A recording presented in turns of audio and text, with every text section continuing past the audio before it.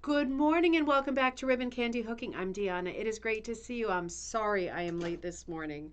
I am frantically trying to get it together in so many ways. Good morning. It is great to see you. Welcome back to Monday. As you can see, I'm back in the studio. I've got a little bit of a vignette, the old time vignette happening behind me. It's a bit of a racing around morning this morning, but it is great to see you. I hope you all had a great weekend. Let me say hi and get settled in here. I literally just ran up the stairs and plugged everything in.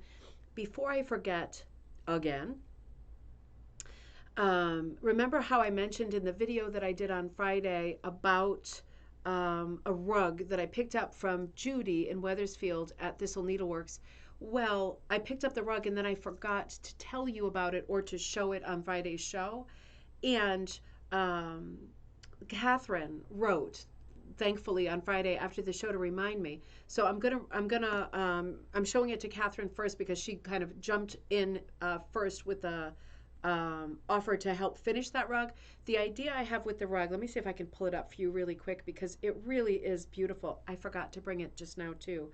This has really been this morning's been like in Clark Griswold's language, like a beaut, Clark.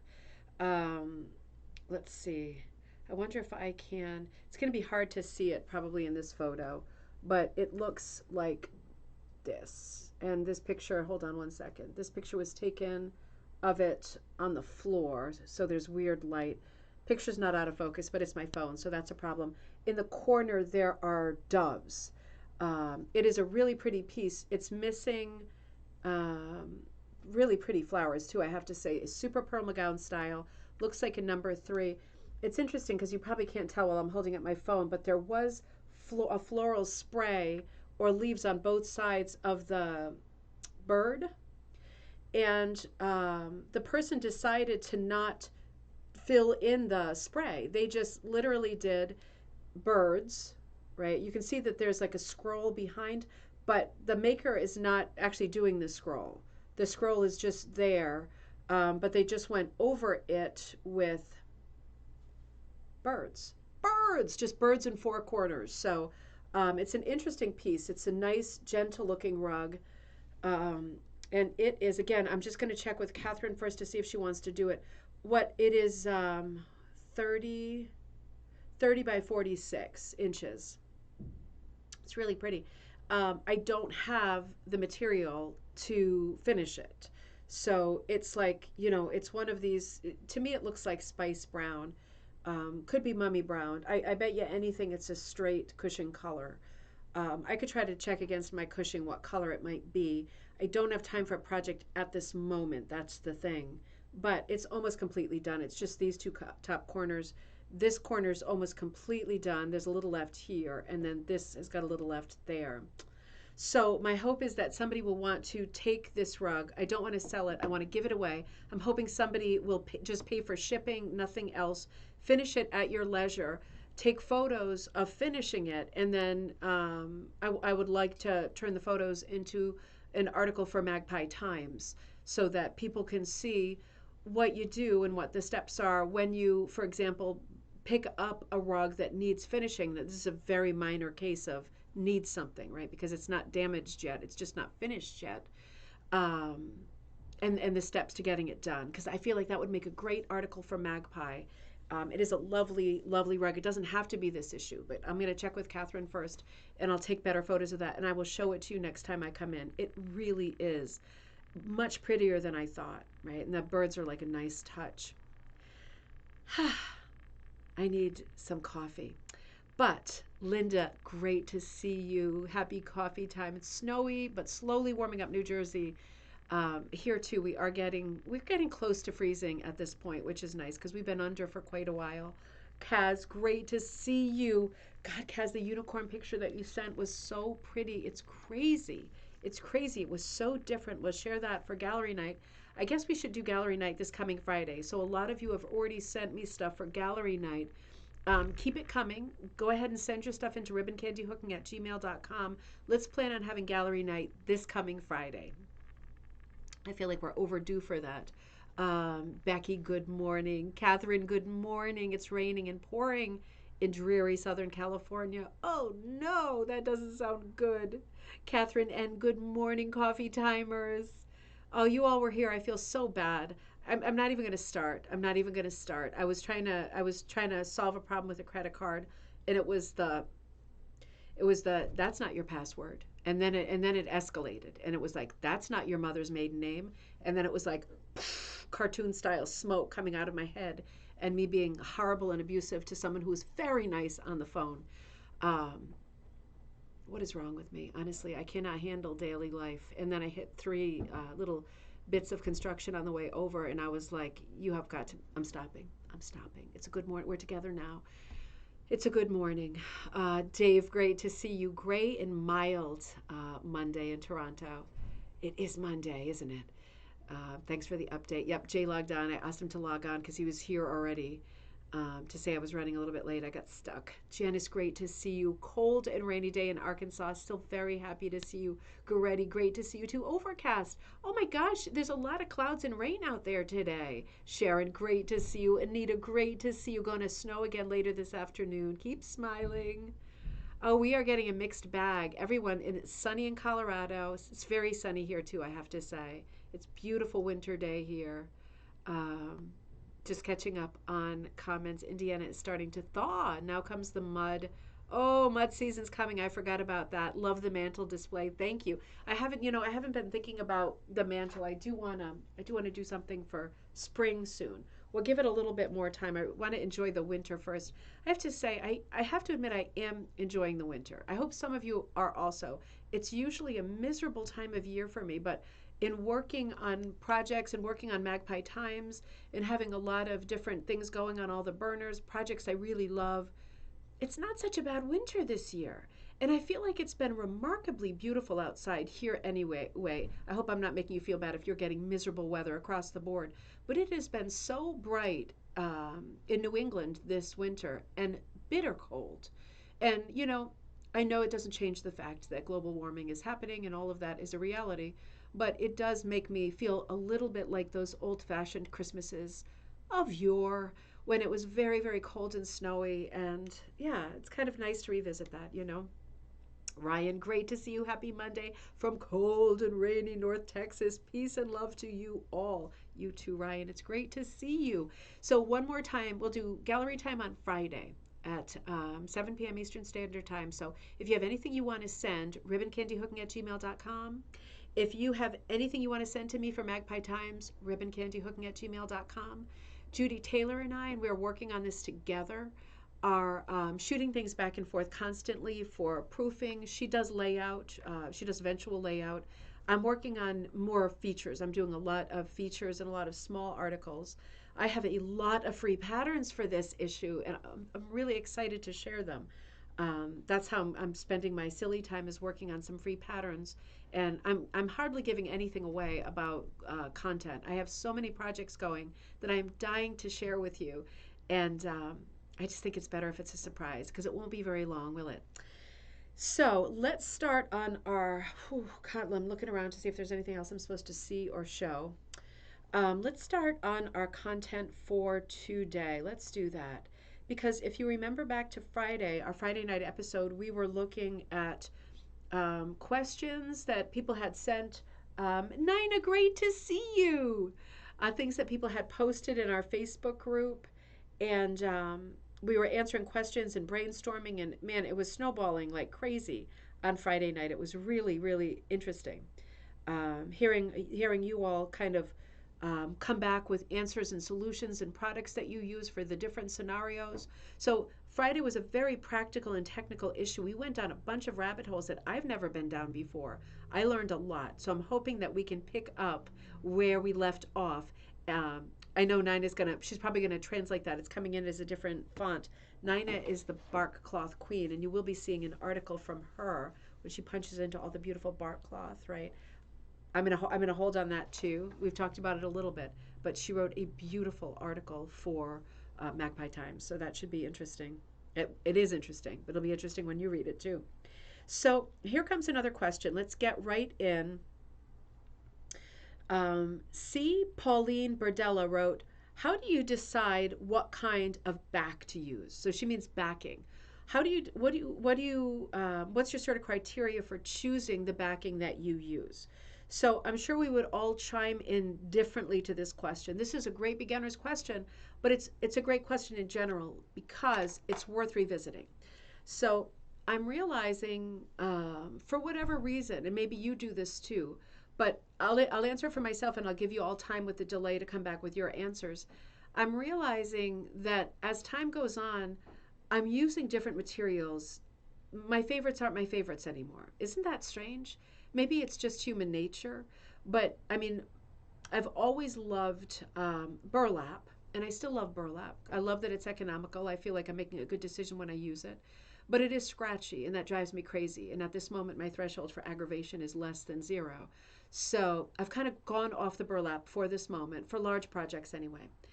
I'm tired of this hand being roughed up and hurt, you know. So monk's cloth, for me at this moment, is my least favorite. And, you know, I don't know if it's just whimsical favoritism on my part. For me, I'm going to linen most often. And I'm doing a lot of projects in latch backing, also scratchy. But, you know, I'm all over the place personally right now because I'm doing a lot of different projects and I'm looking at a lot of different choices. My blanket answer to the question, what backing, how do you choose your backing? My blanket answer would be it has to be based on what project you're about to start. So, different backings, do you agree, are good for different projects. Now, if I were doing a punching project, needle traditional punch, right? Not needle punch, traditional punch, punch needle like Oxford punch. If I were doing that kind of a project, I would be looking at cotton rug warp 100% of the time. Other people feel differently. Other people prefer monk's cloth. I hate punching into monk's cloth because I feel like the tip is always getting into those thready little areas, and it drives me nuts. So I prefer rug warp. I feel that it's more substantial. It's more sort of heavy and textured. There's no thready action happening because the threadiness is also getting on my last nerve. But other people feel differently and will only punch into monk's cloth. When I'm hooking, I tend to reach for linen most often or burlap. I tend to not use monk's cloth myself. So I used to love monk's cloth. Lately, I don't. I still use the same monk's cloth. It's all from Door Mill. It's all the good stuff. There's nothing wrong with it. Nothing bad happened. But I just, for whatever reason, I just don't like the way it handles anymore for me. So that's not super helpful. But the point is, I think if you talk to 100 different people and there are 4 different viable backgrounds, 100 divided by 4, you're going to get 25 different answers in theory, right? Because it really is a personal preference thing. Dave says, linen is my favorite hooking, then monk's cloth, then burlap, then whatever works. So, yeah, I mean, I agree. For me, it has to be handy, it has to be ready, and it depends on the project. If you are hooking a primitive project, which means you have thick cuts of wool strips, for example, or very thick yarn that you're planning to hook, or something thick, then you should go for something with a loose weave like burlap or linen. You shouldn't hook really thick cuts like 7, 8, 9 above into monk's cloth because it's not impossible. But with the weave being so tight and the loop coming up, right, like this, right? If the weave is so tight and the loop comes up like that, loop didn't really come up. That's the way the day's going. Then it gets tortured. It gets squeezed. It gets squeezed and manipulated because the backing. I'm wondering why it looks so black. I'm wondering if, oh, I'm still on green screen. Oh, I'm still on green screen. Hold on just a second. Let me see if I can shut that off. Yeah, that's what's happening. I was like, can you see how weird that looks right now? That is really funny. Hold on just a second. Let me see if I can get rid of, I'm on green screen. Okay, I don't know if anything can be done about that. How funny is that? But that's not coming out. Okay, I'm going to leave it alone. This is a technical thing. I've had enough technical things today. How funny is that? You probably can't tell my hair is really purple either. I was like, why doesn't my hair look purple? Something's going on with the tint. Bum, bum, bum. Who cares? So, in any case, it really does depend on what your project is. And then, even within that, you start working on it, and maybe there's something about it like that you don't like. You don't like your backing with the specific material that you plan to use. And then on your next project, you think, oh, I'm going to switch to something else, right? I'm going to take a good survey of the different backings so that I really know um, what I like. You're always welcome to write to me and say, I'm a beginner. Please send like a scrap of each backing so I know what you're talking about, because I always have scraps. I try not to throw them in the trash. I sometimes do. It's usually more of a mood thing than a good decision thing. But I try to keep my scraps in case people say like, can you send me like what monk's cloth looks like, because I don't know, and send me a little bit of linen too so I can see like what they are. I'm always happy to do that because I know it's super frustrating when you don't have the language in place, right? And you're new and you don't have the experience either. Aileen Castle says, I prefer linen except if I'm punching. Then I use monk's cloth because it's easier to create curves as the threads will split when punched. I don't use burlap because it can rot if it gets wet. It smells and throws off a lot of bits as you hook. And throws off a lot of it. Oh, like the texture, right? Like it's not. It really depends on the burlap, but traditional burlap, like sacking type burlap, craft store burlap, it is highly textured. It's fairly hairy. It does have a little bit of matter, whatever kind of matter attached to it, stuck to it, and it can do exactly what she's describing. Um, I'm getting my burlap. I feel is quite nice. It's a high end. I got it from somebody local, like she was selling rolls of burlap, so I went and bought them from her. And I don't know where they were made, and they're great. So that's one of the reasons I don't have it on my site, because I can't really repeat it because I don't know what I've got. Classic, right? And Dawn answered the same question by saying it really depends on the type of project you're doing. Are you doing rug hooking, mini punch? Yeah, that was a good answer, Dawn. Because of course, if you're doing something other than traditional rug hooking or um, traditional punch, then we're not even talking about the same backings. If you're doing mini punch, for example, then we're talking about weaver's cloth. Um, yeah, so it's a bit of a moving. That's the thing about this craft, isn't it? That I think backs people up is there aren't a lot of straight answers, even to simple things. It always gets me when I teach in person, and somebody will be like, you know, how many holes do I hook? Do I hook in every hole or every other hole? And it's like, there's really not a good answer for that. It's really going to you start hooking, and then I'll let you know based on the way that your hooking looks, whether you're hooking high, whether you're hooking. It sounds so wishy-washy when you give people answers that are not perfectly straight answers. But this craft is a thrift craft, right? And it doesn't work like that. It's not computer programming, is it? There's a lot of shape shifting going on depending on your tool, your backing, your project, everything. Barbara says, my go-to is linen because I can get it really, really tight on my frame. Rug warp for bigger pieces in a number 6 cut or under. Yeah, rug warp is great for narrower cuts. Small pieces and trials, burlap. Yeah, burlap is great for small pieces. Pieces that are definitely not going to hit the floor. Monk's cloth is not one of my favorites. See, me too, and other people love monk's cloth. It's that, see, what Aileen likes about it is that you can get really in there and the little threads separate so that you can really get in there and put the loop exactly where you want. That's exactly what I don't like about it. But this is not a technical yes or no. This is a personal preference question. So it's tough, isn't it? It's like I have a similar conversation with my sister about like something as superficial as makeup. Like she likes things to be very, very matte finish. I like to look shiny, right? And she's like, nobody wants to shine, right? You're supposed to, ever since the beginning of time, you're supposed to powder that out. Like you're not supposed to shine, right? T-zone, not supposed to shine. And I'm like, I feel like I do need to shine.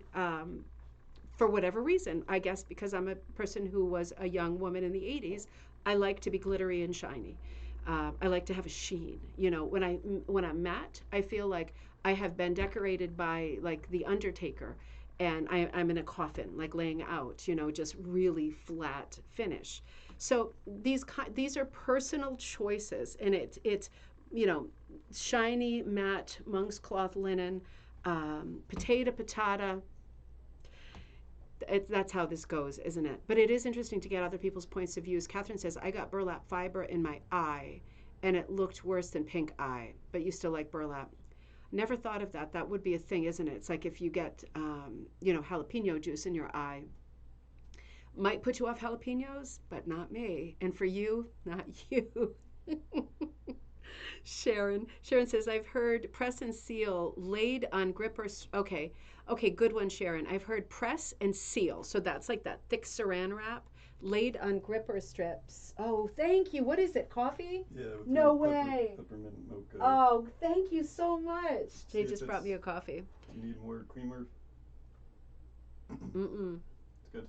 That is great. Thank you so much. Oh, so sweet.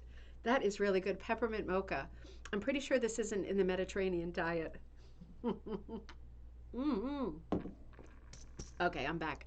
Sharon says, I've heard press and seal laid on gripper strips prevents injuries from the needles but doesn't stop the foundation cloth from gripping the frame. Let's address that. Does anybody want to answer that? I am not a press and seal user. I have also heard this. I heard that this is especially good, and I've only heard it, Sharon. I've only heard it in the context of I'm punching, and the loops are on the wrong side, and I'm really worried about the loops mating with the combs, right? Though they are polar opposites, Mars and Venus. It's not going to work out. That's the only time I've heard of people using that because they're punching. I've personally never heard of somebody using press and seal for hooking projects because the loops are on the correct side anyway, the upside, the outward, and they're not ever coming in contact with the comb. But I would still love to know, for people who have used press and seal, how good is the grip, right? I wonder about this too. How good is the grip? Is it like good, like I sort of salted the driveway after a bad snowstorm and it's really icy and there's only a 50% chance I'm going to slide across and fall on my or is it like, oh, it grips really well even though there's a huge piece of saran wrap in the way. It's really tight and it works. I'm wondering which one it is or if it's something in between, because I know what this press and seal stuff is and it seems impossible that this could ever work, but apparently it does because people are still using it and talking about it. So I'm curious to see if anybody who's on today has any experience with this product. Judy says samples from a trusted source would be so useful. I don't have, oh Judy, I'll send you some. I don't have any local sources of materials. Okay, yeah, no problem. So I'm always happy to send monk's cloth, rug warp, linen. I can send a little of the burlap I have, but I can't repeat it. That's the thing. But it is good to have it in your hands. I have to say, and this is going to be like throw you for a loop, not very helpful, but full disclosure, I get all of my backing fabrics at this moment from Door, just because it's easier. And everything is great, but to be perfectly honest, I would say 90% of the time that I order like linen, they don't have the one that I had the last time. Because, and I don't understand this, I don't understand the bigger picture, right? But there is a supply and demand problem still. So, for example, I called last week and I said, send me this, a couple of these. And it was like, we don't have this, but we have this. Fine, right? Have to choose my battles, right? Fine. Because I can't wait. I can't wait indefinitely because sometimes the wait is like months. So everything that I stock is from Door, is for rug hooking, is top quality. But there are like 20 different kinds of linen, right? So the linen I got this time wasn't the bleached one, but it's the exact same one, but it's the natural color. I guess it's apples and apples, but I will always send samples of what I have now. I will never stock something that is not from Door. And if I do, I will tell you that I had a change of policy. But at this moment, Door seems to be, to most people, right? Because I'm basing it on what I think people expect from me as a rug hooking brand. Door is the toppermost, poppermost, right? People expect stuff to come from Door, so I have to order from Door too.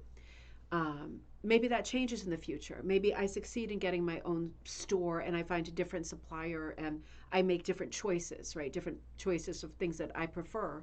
I love the door. So at this moment, there is nothing I prefer, but it's not always exactly the same, but it will always be the same quality, if that helps. It drives me crazy when I can't get exactly the same thing as the order from the month before. Um, but everything is top quality. Everything is always door, right? So hopefully it's always good when it reaches you. But Judy, I would be happy to do that. That's no problem at all. Barbara says, I've only felt the need to use it with fancy yarns. Okay, so Barbara, you mean that press and seal stuff. I only use it in small areas that may catch. I see what you mean. But Barbara, you use it for hooking when you're using yarns that might have like a roving quality or be a bit shifty, slippery, marshmallowy, inclined to pull out. That makes sense. And Barbara, while you have it on, it still grips the frame just as well. God, that's magic, isn't it? Dave says, I've used press and seal for padding out a dress form. Holds out very well. A great product. You know what? I'm going to start using it for practical stuff. This is incredible. This is like the magic product, isn't it? Really, this is crazy. Goretti says, I use the press and seal for both gripper strips and hoop. Worked well for me. There we go. Right across the board, Sharon. This is like all rave reviews. Kirsten says, I use press and seal with my hooked yarn rugs. It really helps keep the loops in place. Interesting. It is pressed to the bottom of my backing. So you're, oh. You're pressing it onto the fabric, not onto the combs. Is that what I'm getting? And you're punching or hooking through it? Is that what I'm getting? It helps with the cat pulling. Kirsten, this is like blowing my mind. Pulling out the rug from the back as well. I use it on the back, Goretti says. I've discovered Scottish burlap. Karen, I love Scottish burlap is amazing. To me, it's as good as linen. It's also as expensive as linen, but it is really good. It has everything that I like about linen, but it's more waxy and structured like burlap. Not that regular burlap is not waxy, it's rough. But the Scottish one is just more finished, like has a mercerized feel. I totally agree. Scottish burlap is fantastic. Maybe I should be stocking Scottish burlap. Interesting. I discovered. Okay, Kirsten, this is a whole new world. I'm gonna have to get some. Isn't it plastic wrap though? I mean, does your hook like go da dunk every time you pop a hole through it? Is it like light bright that in the back there's like a million holes punched through it? I'm having such a hard time visualizing this. Carla, probably a stupid question, but you can use the press, but you can use the press and seal on work you already hooked, correct? When you move your work, not before, not right before you start, not before you start, right? It's not a stupid question, Carla, because I am really struggling with visualizing this myself. I thought I had a good creative brain. It's not working. I am super, super baffled by this because I thought people were putting it over their gripper strips so the combs didn't mess with their punched loops. But it sounds like Kirsten and some other buddies are putting it routinely on the back of the linen and punching right through it like it's interfacing. Huh. You don't have it on the parts that you're working on, only what is finished. Okay. Okay, so Carla, that helped for you too, right? But then why would you? So then you put it on in place of like, for example, if someone were to want to finish the back of their rug because they don't believe that the loops aren't going to come out and they are definitely going to put something on it, and you hope that it's not glue, is that when you use the seal and press to put it on the back? And does it really stick to the loops? And one last stupid question. If that's the case, is it feasible at all that, for example, you finished hooking this beautiful piece, you put the press and seal on, and then for some reason you accidentally wax, right? Pull the thing right off and all of the loops come out? Is that a thing? This is completely amazing. Let me just catch up on the comments. Gretty, also, I only put it on the areas you're working on. Gretty, are you only what's finished? Okay. Gretty, for you too, only what's finished, or are you going through it? Hmm. I'm just catching up on these comments. So Barbara said, gripping is fine. How I use it, gripping is fine. How I use if in small spots on backing. Sharon says, wow, I thought the press and seal would just wrap around the strips on the frame. Me too. Sharon is also baffled. This is incredible.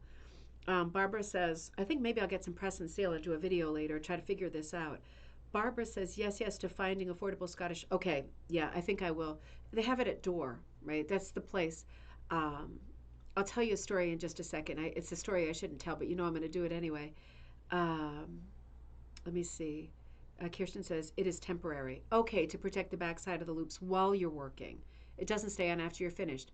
But follow through thought. It also doesn't rip the loops off when you take it off. Only in the finished part, Goretti says. Okay, Barbara says, I do the same with press and seal as I would with painter's tape. Stick on my jeans a couple of times so less tacky. Okay. Oh, I see what you mean, because it is highly tacky, and you kind of dull the tackiness by sticking it on your clothes a few times. Okay, that's actually a great tip. That's a new thing. Kirsten says if you are a little bit careful, it doesn't rip out the. If you are a little bit careful, the last comment is always blocked by that stupid heart. It doesn't rip out the loops. Okay, this is unbelievable. This is unbelievable. So you know the thing. Oh man, I shouldn't say it. I shouldn't say it.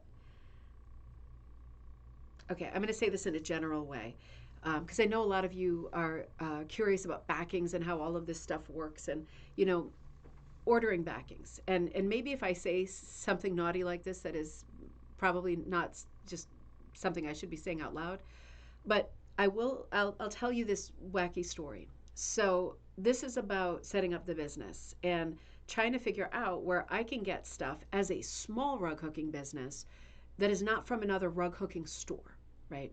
I mean, doesn't that kind of make sense that I'm a small business? If I'm buying rug hooking supplies from another rug hooking store, um, it seems like there is a middleman in there and that a lot of expense will go to the middleman. So I'm not going to say any particular name. I often use Door. I've also used other people, right? So just in general, let's just do in general. So to me, that's a weird dynamic where, if I'm in business and I want to buy Claire Murray's coffee cups, I want to buy them from Claire. I don't want to buy them from Macy's, right? So this is a problem. So unfortunately, so far in rug hooking, from practical first person point of view, with me setting up this store, I have to tell you, it is very hard to get supplies direct to a small store like me. And the reason is the reason I constantly have to go through other stores and do wholesale prices, which then bring us to the same price, is because, and this is a very real thing, because I've been down this road.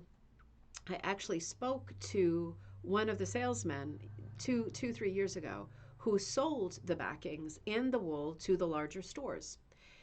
And he would not sell to me because he was afraid that his larger accounts would find out that he was selling to more rug hooking stores. So that in my mind is a lockdown. That's a real lockdown. So in terms of backing and supplies, for me, my brand and my philosophy has always revolved around the idea of inclusion, and that people who do not have an unlimited bank account, right, are still able to do the craft and have nice supplies that are reliable to use. That's hard to do when you're getting your supplies from another store, right? And it makes no sense. But I have not found a way around it. The workaround that people seem to be doing these days who are in business, whether it's rug hooking business or a different business, the workaround is looking to other countries to figure out where stuff is being manufactured, because nobody's going to tell you, to try to figure it out on your own with trial and error, ordering stuff arriving. I have gotten so much stuff that's not right that I thought maybe this is the thing, right? Maybe this is the thing. And it's not like I want to undercut the rest of the world. It's that as a small business, I would like to offer backings and everything as low as possible. And I don't want to go through a middleman. That's not possible. So I have not been able to figure that out yet. But it's an interesting thing, because when I think about stocking something like Scottish burlap, I know I'm going to say it, I have to get it from Door, right? Because they have got it, and I don't think anybody else has it. And I have a wholesale account with them, so I would have to get it with them. It is always an eternal bummer and a huge drag to me that even as I grow larger as a company, it's still impossible for me to get stuff direct from the man, like literally the man, because I know who it is and I have his phone number and it's in my phone, but he won't sell me anything. Isn't that something? Isn't that something? I mean, I guess that's what you call business, isn't it? I just, yeah, business isn't the part of this business that I like. That's not the kind of business that I like, but it is the reality of things. So always let me know, overarching takeaway, always let me know what you're interested in and what you would like me to stock. And I will always go on a crazy witch hunt looking for that thing as inexpensively as I can stock it, the real thing, right? Not the knockoff thing, but the real thing. I always will take some time to see where are they getting it from? Because one of these days I will figure it out. I will figure it out. But yeah, the sitting on secrets, I guess, is what makes for um, a craft that has two or three huge monster businesses and then a bunch of tiny businesses. And I'm one of the tiny ones. So all frustrating.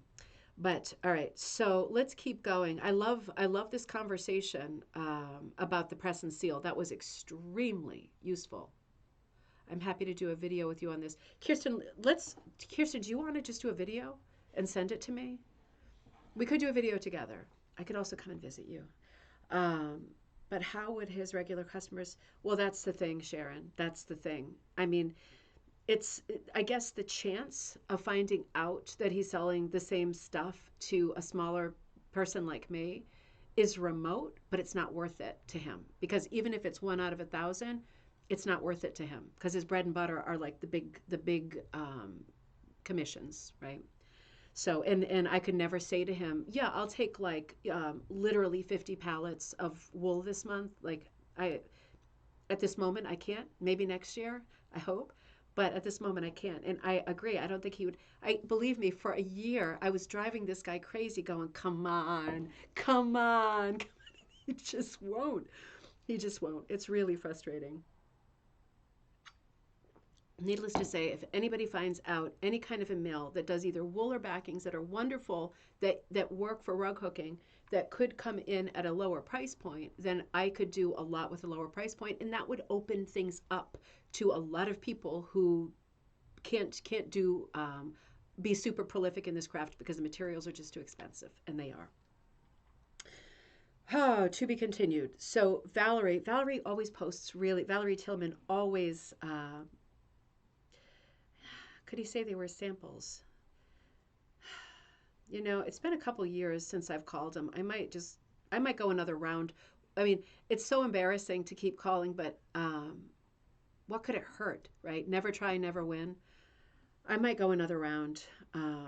Carla, here again, I would love a video on this because I am a visual learner. Kirsten, let me know if you can do a video on it and we could upload it to Ribbon Candy Hooking because this is your area of expertise. If we did a video together, which is fine, I would just be asking you questions. This is a really good subject and people are going to be really interested. I'm going to be interested too since I just can't picture this at all. I thought it was light bright, right? And you're saying not at all. So Valerie sent in she posted in our Facebook group, Rug Hooking and Punch Needle Club. Interesting. She wrote, so I've been buying sweaters at thrift stores recently. They all go straight into the washer on hot dryer to felt and kill any hitchhikers. That's smart. Today's finds were a surprise. The purple sweater, I'm going to show you this because I think I have a picture of this. Let me pull up the photo. I think I put some of these. Hang on. That's not the photo. That is a glove. Oh, that is a glove. Hang on one second. Really? Yeah, that's the one.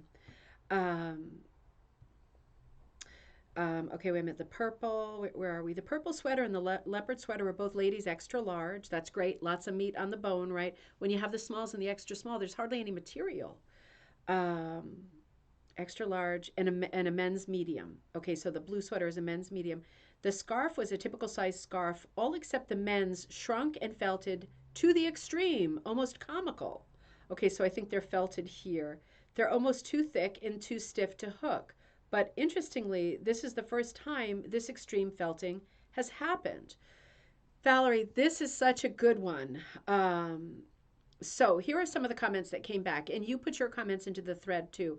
I'm going to remark on that by saying this has also happened to me more than 9 out of 10 times. I wash stuff on hot and dry stuff on hot, right? Because time is a thing with me, and I feel like it's a numbers game. If I put 10 things in, 9 things are great, one thing is not. That one thing goes into my wool applique bin, right? So super thick stuff goes into my wool applique bin. It's sad, too bad, so sad. Cry a few small tears, moving on, and then I just work with the stuff that did work. It is very unlucky, I think, to have 4 things go through and everything shrink. But let's see what other people have to say on this subject. Beth Susie says you can use overfelted ones to make bags. That's a great idea. Amber Johnston says, I had this happen. I cut the sleeves off the sweaters for coffee cup cozies for teachers, for kids' teachers. Oh, that's so sweet. And sleeve extenders for drafty winter coats. My daughter still wears hers. Absolutely. I do the exact same thing, not with the coffee cups, although that is really a good idea. I always cut the sleeves off and use them as wrist things. I have them all over the studio. You've probably seen me in videos. I just cut this much of the arm off with the cuff, and I wear them around because when I'm leaning over my frame with menopause times, it's like, whoo, hot, hot. And I've got like a tank top on in 0 degree weather, and I'm still sweating, but I'm hooking, and my arm is hitting all of the and scraping all of the gripper. So I put like just a cuff on that I cut off a sweater that I screwed up. It's a great thing to do. I also put a cuff just on this arm while I'm dyeing because the heat, for some reason, always hits me in the same spot while I'm stirring, and it really hurts. Like it's a burn. So I always put one cuff on. It doesn't happen with the left hand because I stir with the right hand. So I use it for that too. So nothing goes to nothing, right? You can always use your bits and pieces, and then save the rest for a bag, for an applique project. Kathy Ulrich says, do you put the felted sweaters through a cutter just like you would wool felt? I hope that's not a silly question. That's not a silly question. I do. I put the felted sweaters right through my. I don't put them into the Sizzix cutter. I do them with my Bliss cutter. I don't. Maybe that's wrong, but I've always done it that way, and nothing has happened so far. Knock on wood. Barbara, you said this. This is a pic of a sweater I overfelted. Oh, I hope I put that. Yep, I think I have that in there too. Let me see if I have that in there too. I missed some of the. There's the pic that you put in. And Barbara, this is so pretty. I'm so sad that this got overfelted. So you was told to soak in warm water half a cup of hair conditioner. I kept for a few hours, rinsed and blocked with a towel. Left side is in process. Barbara, what happened after that? Did it actually work out? So you soaked it, put hair conditioner in it, which I guess would make it more silky, relaxed, and supple. And so the left side does look different than the other side. Did it in the end relax enough for you to be able to use it the way that you wanted to use it? Left pick is after soaking in hair conditioner. That is an amazing tip. That is amazing. I'm so curious about what the next thing was that happened with this piece. And Valerie wrote, "Keep the ideas coming. I think they are even too stiff for a child to wear." So somebody else must have said, like, could it fit a child in your life? Beverly said the really thick ones can be used for the bases of penny mats or maybe even pennies. That's a great idea too. If you do the pennies, the circles, stacking the circles, you could use it as the background mat, or you could use it to cut pennies, to cut the circles, or any kind of wool applique. You could also use it to felt needle into. You can possibly use it to hook into. It depends on how tight it's gotten, right? Let's see, the really thick ones. Interesting. And Melanie Jane said, I find merino shrinks up really well. I do too because it's so thin. It can't do anything bad because there's nowhere for it to go, really. It can only get, if it goes 0 to 100, it's still usable. Melissa Dimmick said there are lots of patterns for making mittens from felted sweaters. That's true. I have some in my car that somebody made at a craft fair that I picked up. Anne Hauptman said, I sure like the buttons on the leopard sweater. And Jill Carrick wrote, I find I have to really watch the process. I I find I have to really watch the process, which is quite tedious. But as you have found out, it's unpredictable. That is true. Sometimes it happens really slow, and then whoosh, it's felted, and it can felt unevenly.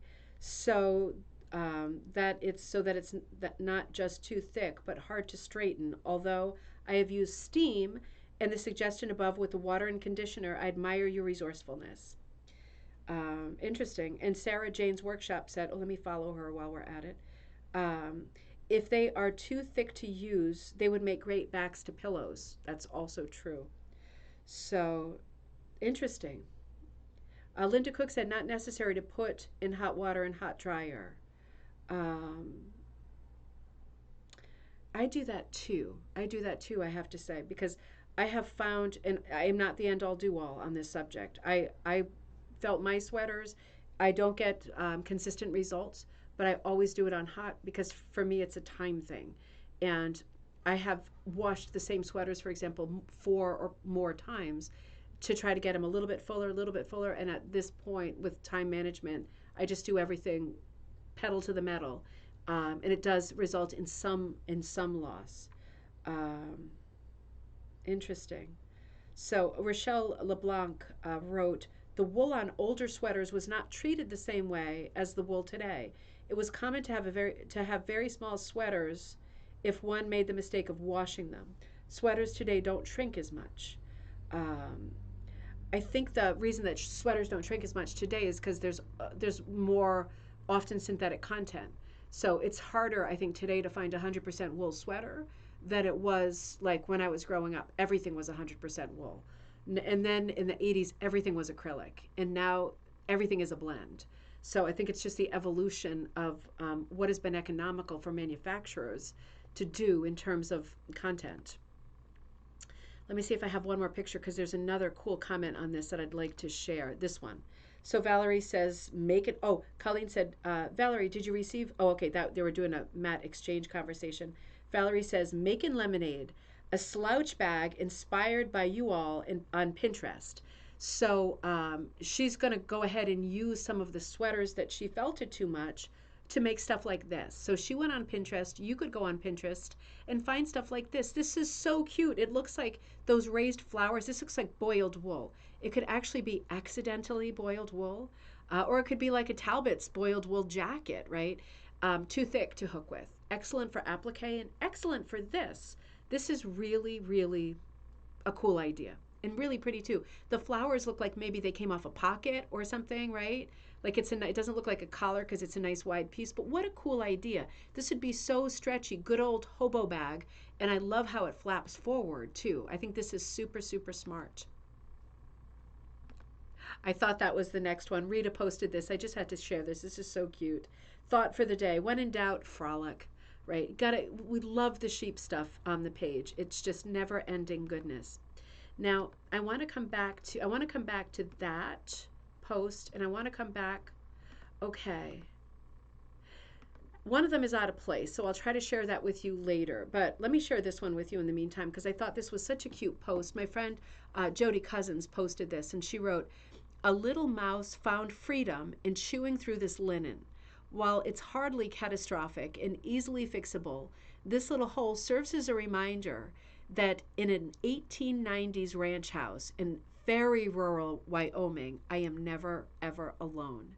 I purchased this wool I am using in the Medina in Marrakesh, Morocco, with my mother. I remember her taking that trip, who has now passed. That was in 2018. Decided that I had grieved enough and I could finally make something with the yarn. Between a field mouse and Morocco, the story of this piece will be fantastic. I think that is a choker upper for me because I remember Jody found the channel when her mother was sick and she went to live with her mom. Um, and I was on constantly during the COVID time, and she watched a lot. She needed a break from life. So a lot has happened, obviously, since then, and her mom has passed. She put this away. She started working on it after the trip. And in the meantime, the little mouse got into it. And it is, I just love the way that Jody thinks, because instead of going, oh man, I can't believe this, it is, it's in a weird way beautiful that this has now come out of storage. And in the meantime, the little mouse was making himself or herself comfortable in it. It is just a moment, isn't it? It is fixable, but it's a rather sweet moment. So, that's so sad. I can't believe I honestly can't believe it's been that long. If Jody, if you're watching, I can't believe it's been that long since your mom's been gone. All right. Um, Ryan Richards, right? Our other Ryan. We have two buddies, Ryan, and they're both punchers. The other Ryan is on right now. Ryan Richards, if you are in our Facebook group, is always making these giant vintage rug crafters pieces. Oh, it's getting late. He finds the Rug Crafters as a brand, and they're on burlap, and they are 1970s era um, punchable rug backings with the yarn. They sold the yarn that went with it, not necessarily as a kit. I don't think at all as a kit, but you would have to get their yarn and then match the colors, as we so often talk about. So he just finished a piece. Let me see if I have it here. I hope I do. He finished one of his epic pieces. Hold on one second. Remember how much I was struggling on Friday with getting all this content up, and I have it in two different places now, which is classic Deanna. Oh, Pamela, this is the beautiful magpie that you painted. I used it for the thumbnail on Friday. Pamela posted in our group. She got thinking about magpies because we're working on the Magpie journal together, right? Magpie Times. And she painted this magpie. She's such an amazing artist. And it's such a beautiful piece. I love the splatter in the background. I know magpies are naughty birds. I know they are. But I still find them so cute, and just their habit of picking up shiny things and being very eclectic in their collecting is something that I can relate to, and that's why Judy and I named it the Magpie Times. But I love the picture that Pamela posted. This is the post that I was talking about from Ryan. People were asking about the kinds of yarn that he punches with when he does this stuff. Now, I also have to say, I think it is the coolest thing going that Ryan is always, he collects these Rug Crafters brand. When I say giant, I mean like 10 foot by 8 foot. I don't mean like 36 by 28, right? These are bigger than me, and even sideways. And he gets these, and I have to say, because he posts this often, he usually, even though they're vintage and old, he punches right into them without much consequence or too much grief and aggravation. But once in a while, he makes holes in the backing, and then it is a lot of grief and aggravation. So just be warned that if you are finding beautiful old, vintage collectible patterns like he finds, like the old mill here, it is great to snap them up. Just be prepared that if you are going to use them as he does, but he punches with which one is it? Oh, he would kill me for not knowing this, because he's told me so many times. It's one of the vintage punches. Not True Glide. Oh, I'm not going to think of it. We'll have to ask him. But it's not like he's punching with a traditional punch needle. It's like that that that that that that that. It's not a tufter, but it's something in between. It's a kind of a shuttle thing. So it's not like it's easy on the backing, and usually he successfully punches without having lots of holes. But if you're going to try this and you're thinking, great way to start getting into this craft, let me get a vintage pattern. That's so cool. I'm a vintage lover. I love old things. This could be a great way to, enter the craft. Just be aware that when you are using particularly vintage backings, that you can have problems with damage. But don't throw it away or get frustrated. Log on and get some help, because they can be fixed, right? It's just an added little side project that, is a pain in the butt, but it can be fixed. So people do see what he works on, because he works so fast, and he's just going through the catalog of these vintage patterns. It's so cool. It's so cool to see them come to life.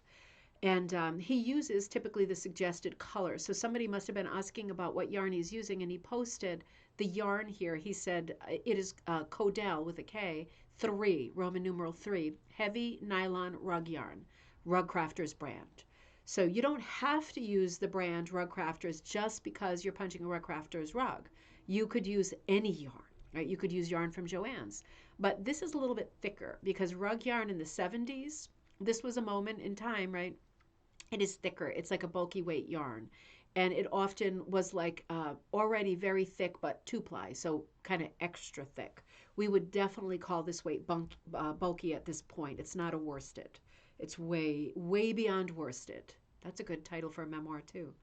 But yeah, I thought it was interesting. Let's look at one more he always shares everything. It's nice when people ask because it's in that group. It's great when people give you an answer and then you're like, okay, let me get on eBay and see if I can find some, because obviously the question was asked because somebody liked the color palette, liked the weight, liked something about it. Well, good. Now that person knows too, and they can search for some too. Uh, it, Sharing, right? This is the last post we'll do today. Joanna repost says, my first punch needle project, I made a design with uh, Dial E3 Al. Am I missing? Is that me? Is that my eyes? Size Dali 3 Al. Dali 3 Al. I'm not getting that. But it might be a reference to the cat, super cute cat. Size 40 by 40 centimeters, wool blend yarns, monk's cloth, Oxford punch needle, fine. So that's the smaller one, size 13 and 14. What is it? AI, artificial intelligence. Oh, AI.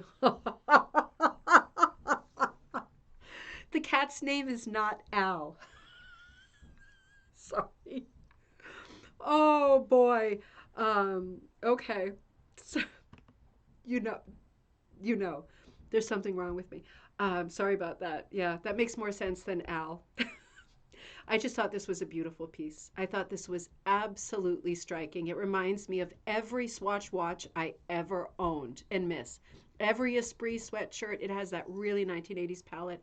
I love the cubist breakdown. It's very modern. It's super smart. I love just smart touches, right? Like the background is a tessellation. It's spun. I like how the two ears are two different colors. I like the diagonals of blue, and I love that there is a big patch of black and all of the whiskers happen to fall into the black patch. Isn't that clever? And then those little triangles around the motif, right, that are just kind of supporting it. It's so cool. It's such a cool piece. I just thought that was extraordinary. Honestly, I'm telling you, I guess I'm going to finish this coffee off camera and maybe I will snap out of my stupidity. Kirsten, I'm going to bug you some more about a video on the press and seal. And what else? I will bring the rug to show next time. Catherine, the rug weighed between 2 and 3 pounds on this scale. With packaging, it's going to be almost 3 pounds, but probably still under. I'm going to run that for California, where you are, in case you're interested in doing it. Um, Yeah, it doesn't have to be done for this issue of Magpie. I mean, I would love it, but it doesn't have to be. It could always be a future one. And just like one shout out before we log off, if you're working on projects currently, whether they're great for this coming issue of Magpie with the garden theme or the next issue of Magpie with Midsummer Magic theme, the themes are flexible. And, you know, if you're working on stuff now and you're thinking, I would like to put in one of the issues, I'm just kind of waiting, feeling out like which issue would be smart for me to present it. Take pictures. Take pictures of making stuff. Take pictures of your vignettes with your supplies laid out looking gorgeous and delicious. Take lots of pictures so that if you're thinking, I'm working up the nerve, or I might want to make this into an article, or I just want to send it in for the gallery section. Take pictures if you're working on stuff, because it's so helpful and inspiring for other people to see pictures of your working progress. We all work differently, right? Um, so be thinking about that, because it is nice to have that behind the scenes element in the pages too, not just the finished projects, but like, yeah, here's my stuff laid out on the table. I really struggled with color because look at all this good stuff, right? It all looks good. Wanted to put it all in, but I had to make tough choices. Those kinds of photos are really helpful too, because we all have that part of the process in common. We like to see how everybody else works, right? Like fly on the wall. Okay, not bad. Um, okay, good. And oh, Melissa, great to see you. I'm just about to log off, my love, but it's going to be there for you in 2 seconds, recorded. I made a lot of stupid remarks in this episode, and Kirsten is about to do this amazing video on press and seal. We'll see. But fun episode. Thank you, everybody, for tuning in. I will be back with you on Wednesday. Let's do this again on Wednesday as we kind of do the countdown to gallery night on Friday. So be sending me your stuff so that we have plenty of content for Friday night, and ribboncandyhooking@gmail.com. If you need me in the meantime, that's where I am. And I will see you all in a couple days on Wednesday at noon Eastern Standard Time here again. In the meantime, have a great